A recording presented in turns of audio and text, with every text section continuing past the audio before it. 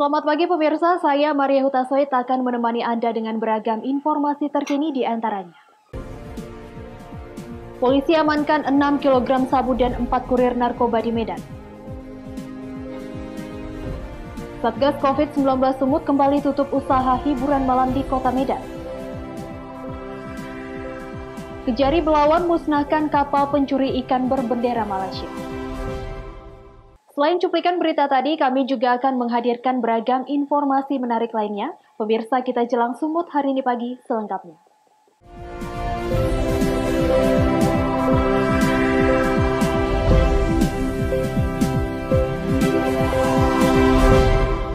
Kita ke informasi pertama, pemirsa. Polsek Patumbak berhasil menggagalkan penyelundupan narkotika jenis sabu di Medan, Sumatera Utara. 4 orang kurir berhasil diamankan beserta barang bukti 6 kg sabu.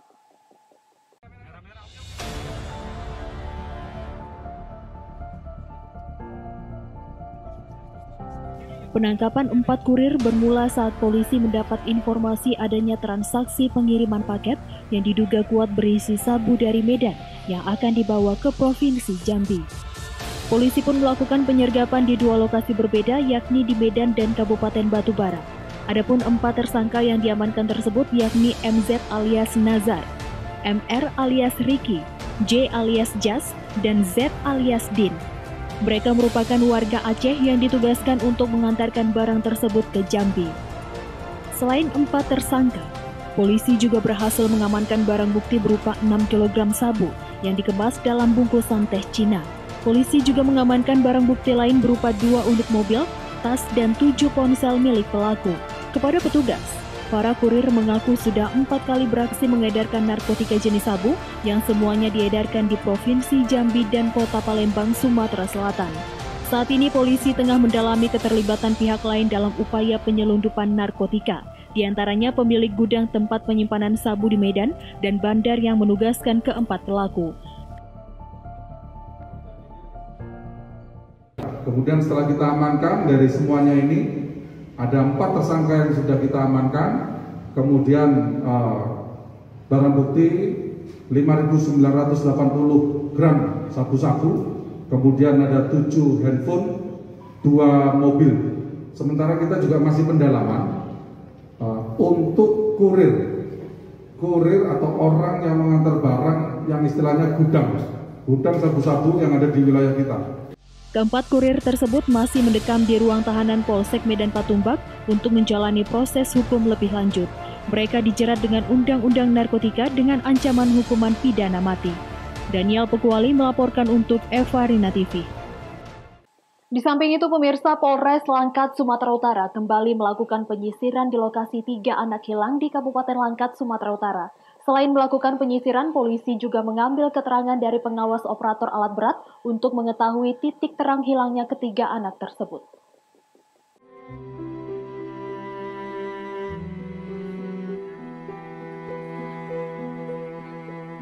Terkait hilangnya 3 orang anak di Kecamatan Salapian, Kabupaten Langkat, Sumatera Utara, hingga kini pihak kepolisian Polres Langkat dan TNI dibantu masyarakat terus melakukan penyisiran di lokasi areal perkebunan untuk mencari keberadaan ketiganya.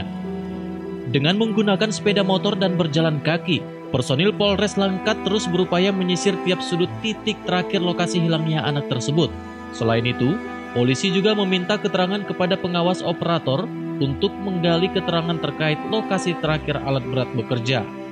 Kapolres Langkat AKBP Edi Suranta Sinulinga langsung turun ke lokasi untuk memimpin penyisiran tersebut. Ia mengatakan bahwa radius pencarian mencapai ratusan hektar dari lokasi ketiganya terakhir kali terlihat secara berulang-ulang. Meski dalam kondisi musim penghujan, namun hal tersebut tidak menyurutkan semangat pihak kepolisian untuk melakukan pencarian ketiga anak tersebut. Seperti diketahui, bahwa hilangnya 3 orang anak yang masih berusia 7 tahun tersebut terjadi pada hari Minggu 18 Oktober lalu dan menghebohkan warga desa. Wahyu Pratama melaporkan untuk Eva Rina TV. Kita ke daerah lainnya, pemirsa. 3 rancangan peraturan daerah yang diajukan Wali Kota Pematang Siantar kepada DPRD Kota Pematang Siantar, 1 diantaranya ditolak fraksi PDI Perjuangan, yaitu Ranperda tentang ketertiban umum.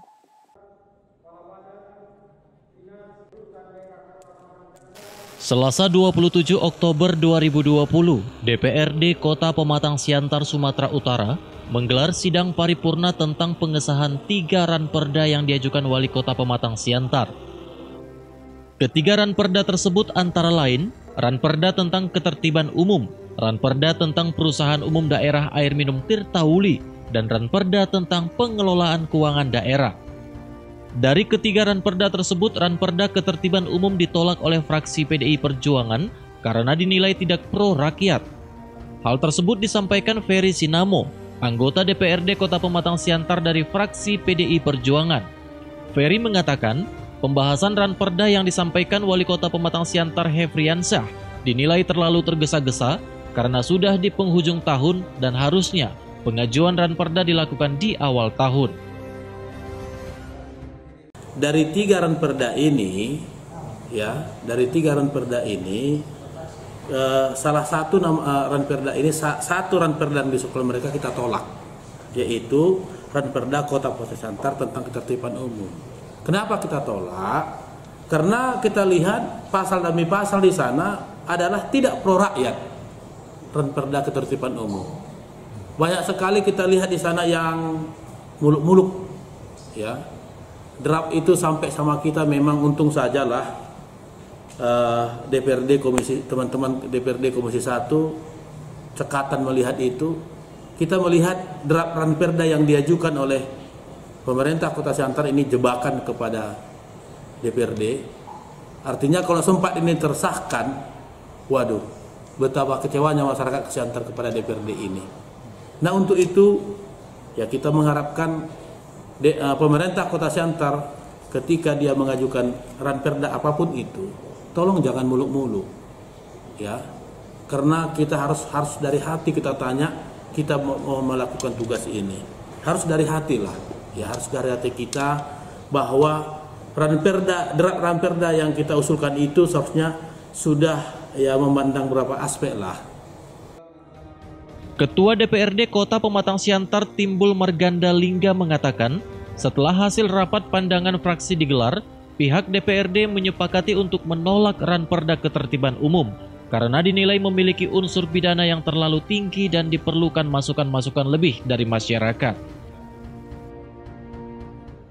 DPRD telah mensahkan 2 buah perda dari 3 buah usulan ranperda oleh pemerintah kota, yang mana 3 buah itu adalah satu perda tentang perusahaan air minum Tirtauli, yang kedua perda tentang pengelolaan keuangan daerah, yang ketiga ranperda ketertiban umum. Adapun yang kita sahkan adalah 2, satu tidak, yaitu ranperda tentang ketertiban umum. Harapan kita dengan disahkannya dan lahirnya perda ini dapatlah meningkatkan kualitas kinerja perusahaan daerah perusahaan umum daerah air minum Tirtauli dan meningkatkan pelayanan publik.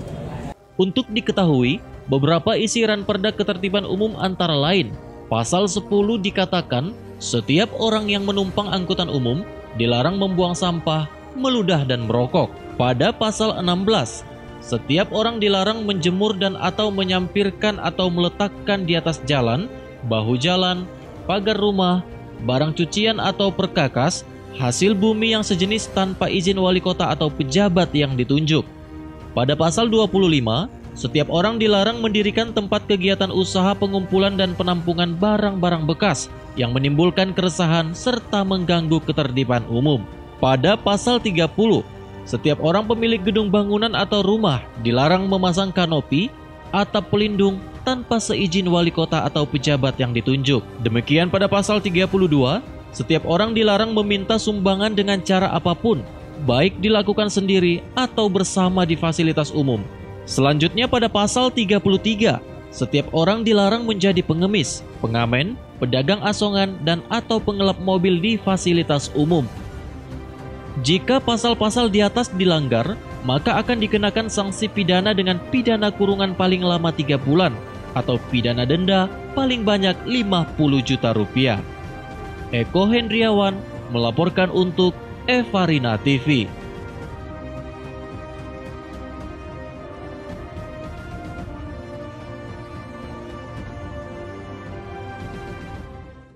Pemirsa, Sumut hari ini akan kembali sesaat lagi, tetaplah bersama kami.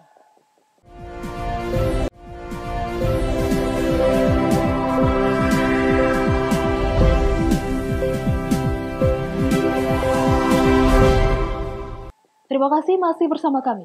Pemirsa, razia pelaksanaan dan penerapan protokol kesehatan di Kota Medan masih terus menemukan pelanggaran. Kali ini, Satgas COVID-19 Sumut kembali menutup dan menyegel lokasi hiburan malam yang melanggar protokol kesehatan. Penindakan pun berlangsung ricuh.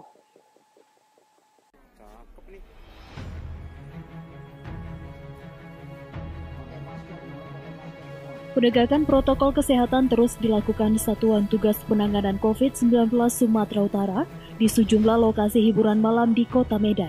Pada kegiatan razia protokol kesehatan ini, petugas menghentikan acara perayaan ulang tahun di lantai 7 di kawasan Jalan Danau Marsabut, Kota Medan karena tidak menerapkan sistem jaga jarak dan menggunakan masker.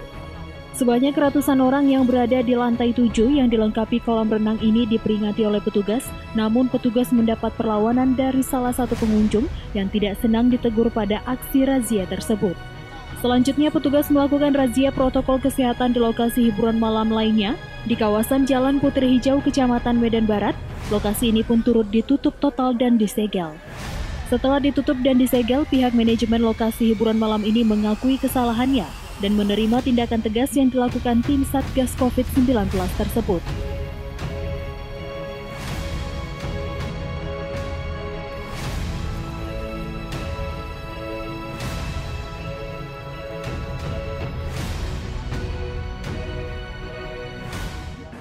Yang terpenting adalah bahwa masalah 3M, memakai masker, mencuci tangan, kemudian yang terakhir adalah menjaga jarak.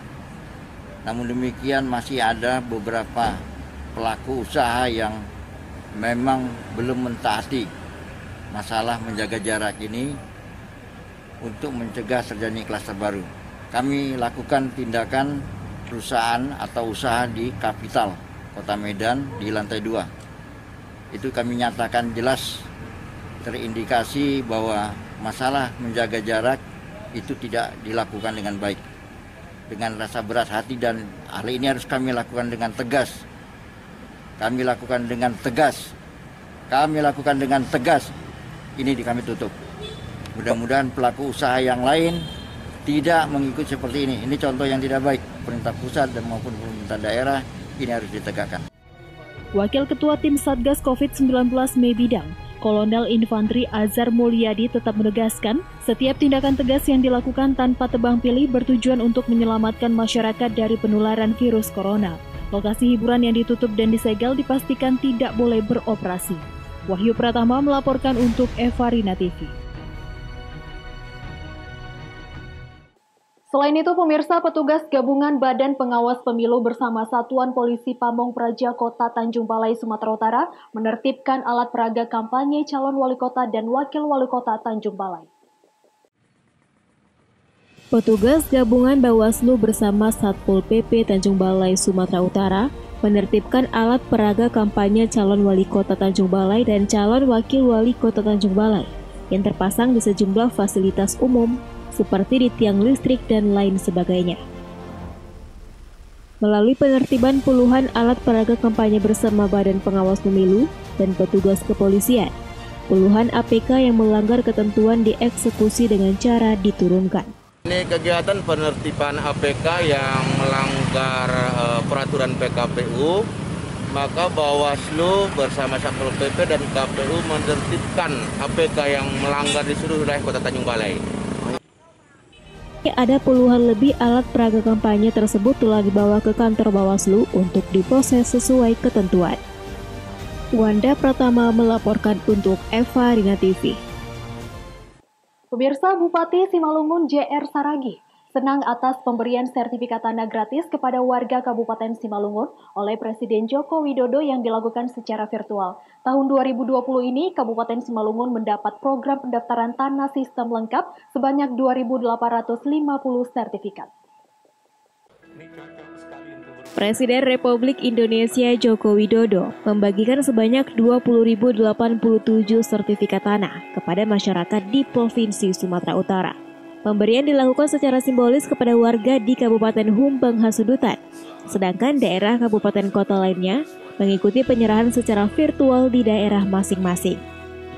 Kabupaten Simalungun melalui Badan Pertanahan Nasional mendapat program pendaftaran tanah sistem lengkap atau PTSL sebanyak 2.850 sertifikat, di mana program ini adalah untuk kesejahteraan masyarakat.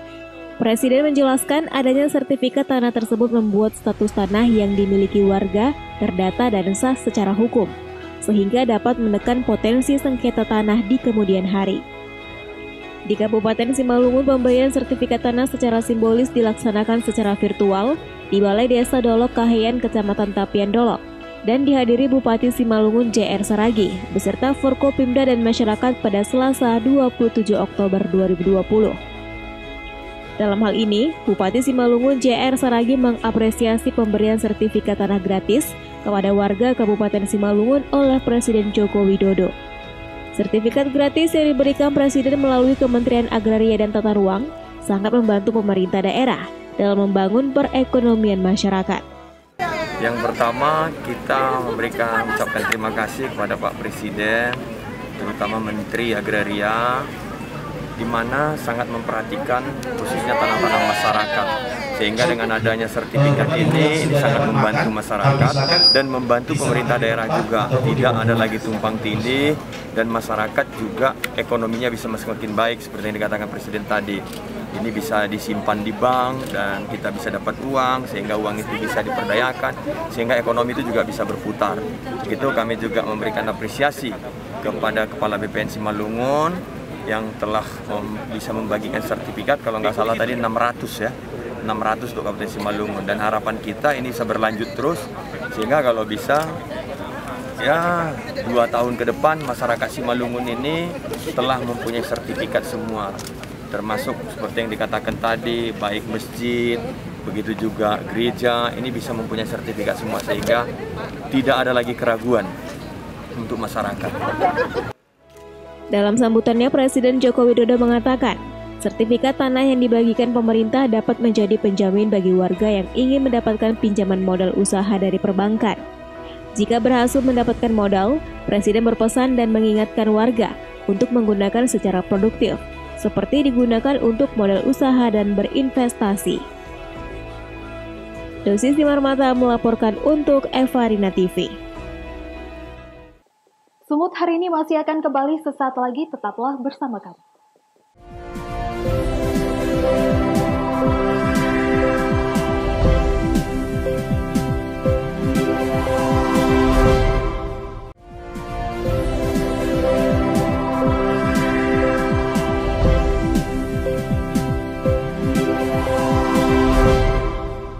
Terima kasih masih bersama kami. Pemirsa, Kejaksaan Negeri Belawan memusnahkan 2 kapal asing berbendera Malaysia di perairan Belawan, Sumatera Utara.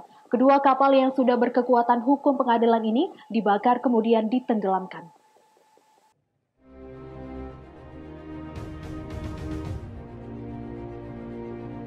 Kedua kapal yang dimusnahkan oleh Kejaksaan Negeri Belawan adalah KM PFKB GT 68,94 dan KM PFKB 1774 GT 64,81 yang merupakan kapal asing berbendera Malaysia yang melakukan illegal fishing atau pencurian ikan di perairan Indonesia akhir Mei 2020 lalu.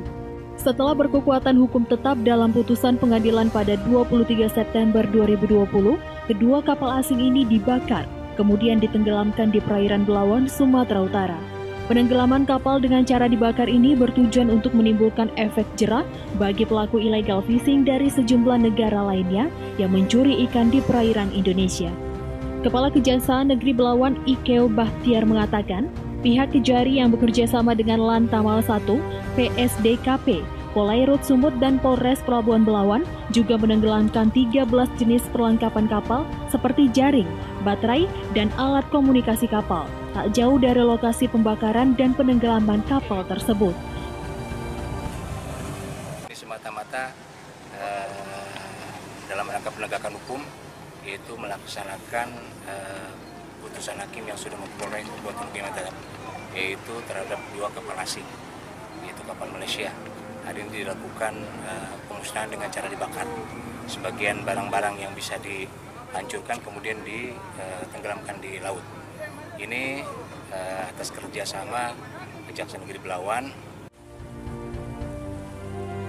Tahun ini Kejari Belawan telah mengeksekusi 4 kapal terkait pengungkapan kasus illegal fishing. Wahyu Pratama melaporkan untuk Eva Rina TV. Pemirsa, program pemulihan ekonomi melalui kebijakan penguatan industri kecil menengah menjadi salah satu prioritas di Kabupaten Batang, Jawa Tengah. Bukti dari keseriusan tersebut, Bupati Batang bersama dinas terkait terjun langsung untuk mengetahui hambatan yang dihadapi para pelaku usaha di tengah pandemi COVID-19. Menempatkan IKM dan UKM sebagai salah satu prioritas membuat Bupati Batang Wihaji secara rutin menyambangi para pelaku IKM dan UKM untuk mengetahui secara detail hambatan yang dihadapi, sehingga produk yang dihasilkan bisa terserap pasar, termasuk mempermudah perizinan dan memberikan akses modal yang dibutuhkan.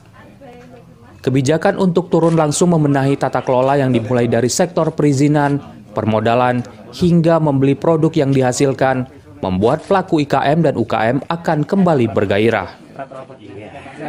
Kita pengen terjun di lapangan, ya kita udah tahu sih ada beberapa problem, tapi lebih realnya ada yang lebih rigid ekonomi kreatif, termasuk ini adalah langka menurut saya. Satu, memang untuk penggemar wayang juga sudah langka juga. Yang kedua, yang punya karya tentang ini juga langka. Tapi ternyata jalan. Kalau jalan kan perlu disupport. Saya tanya apa tadi problemnya? Satu, modal. Nah, tentu nanti bagian dari semangat kita dilibatkan di program 1000 Wirausaha Baru. Apakah bentuknya pinjaman atau bantuan? Salah satu IKM yang masih tersisa bertahan dan menghasilkan karya adalah pembuatan wayang golek khas Batang milik Teguh Abadi di Desa Siwatu, Kecamatan Wonotunggal. Teguh Abadi sudah 10 tahun memproduksi wayang golek untuk kebutuhan para dalang maupun kolektor. Kalau dijual ini berapa Pak yang termurah dan yang termahal Pak? Kalau yang termurah saya jual ada yang 200, 300, sampai 500. Mana mahal? Kalau yang paling mahal sampai 800 Pak. Ada ya. Jadi pemasarannya kemana aja nih Pak? Atau yang pesan dari mana aja? Pemasaran selama ini melalui pesanan Mas. Nah, dari mana biasanya aja, online itu. Program penguatan IKM dan UKM di Kabupaten Batang tidak hanya sebatas kemudahan perizinan dan permodalan, namun Pemda Batang sudah berkomitmen melibatkan IKM dan UKM dalam pengembangan kawasan industri terpadu KIT Batang yang saat ini terus dikebut. Adanya program penguatan ekonomi bagi para pelaku IKM dan UKM membuka peluang bagi pelaku usaha tersebut untuk terus berkarya. Dari Batang, Jawa Tengah, Yusuf Fatauni, Kantor Berita Antara, mewartakan. Pemirsa, demikianlah rangkaian informasi dalam Sumut hari ini pagi. Saya Maria Huta Said mewakili kerabat kerja yang bertugas, pamit undur diri. Terima kasih atas kebersamaan Anda dan sampai jumpa.